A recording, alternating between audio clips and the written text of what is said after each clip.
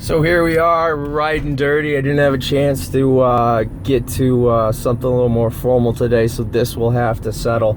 So the question becomes, now that everybody wants to jump into the cryptocurrency exchange space, what license do I need? Very simply, you need a money transmitter or money remitters license. Every state has one, and yes, you need one from every state if you want to collect from members or citizens of any state. Now, the second issue is, well, what if I go offshore? Do I need the license? You still need the license. You have to think of a money remitters license as basically just something that's akin to like a Western Union or any sort of money transmission service, right? With the exception of like a payment processor, a commercial payment processor. And most locales, nearly every locale has it. So if you're going to go to Belize, they've got one. It's $500. It's really easy to get, but you're still going to have to get one, and they won't let you do it. Nevis, same way. Cook Islands, Cayman Islands, you name the place, you have to get it. The exception may be places like the Ukraine, maybe Estonia, but good luck getting over there and trying to navigate the waters and get that license together. So the reality is you're going to have to get a license. If you're going to operate in the United States, you're going to need a license from every single state, which is a costly proposition, not to mention the application fees, but most states require you to post a bond, which depending on your credit, for a $50,000 to $100,000 bond, you can expect to pay $3,000 to $5,000 for that bond, and you multiply that by 50 states, and that's a problem.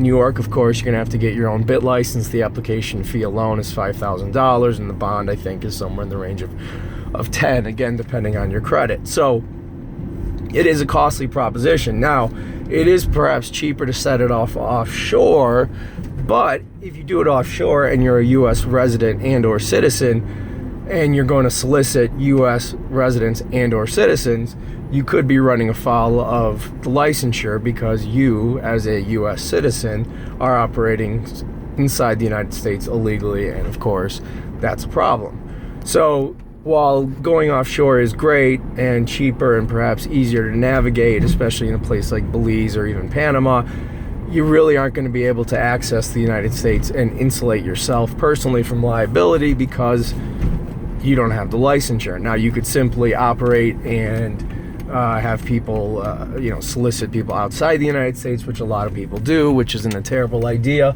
and that would avoid the need to get the requisite licenses. But as all these other countries catch up, such as like the UK, the rest of Europe, Asia, they're all starting to put together their own set of regulations which are requiring the similar licensure. So the reality becomes, if you're going to do something offshore, you yourself better be offshore, else you're going to run afoul of multiple countries and multiple states.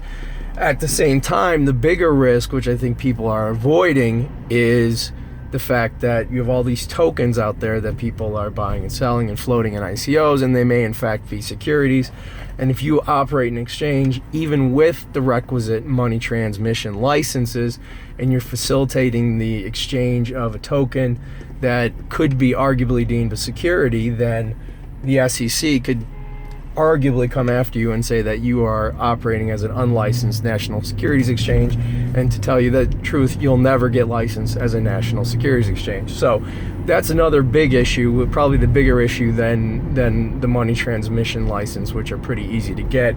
But if you're going to trade a broad range of crypto, a lot of which are, undoubtedly going to fail under the new regime or the new interpretation of what is a security in the context of crypto, you're probably not going to get away with it in the United States. So my advice, keep it simple, get the money transmitter licenses in the requisite states, and stick to the main, the top 10 crypto, starting Bitcoin, Litecoin, Ether, Dash, Ripple, etc. Those are clearly not securities, clearly participations in economy, utility tokens at best. If you're going to get into the ICO stuff, you really have to go on a case-by-case basis, and you're going to need a heck of a lot of assurance from the promoter of those coins, particularly legal opinion, as well as a legal opinion of your own counsel, that it says that those tokens are not in fact securities, and then some sort of indemnification in the event that something happens and this token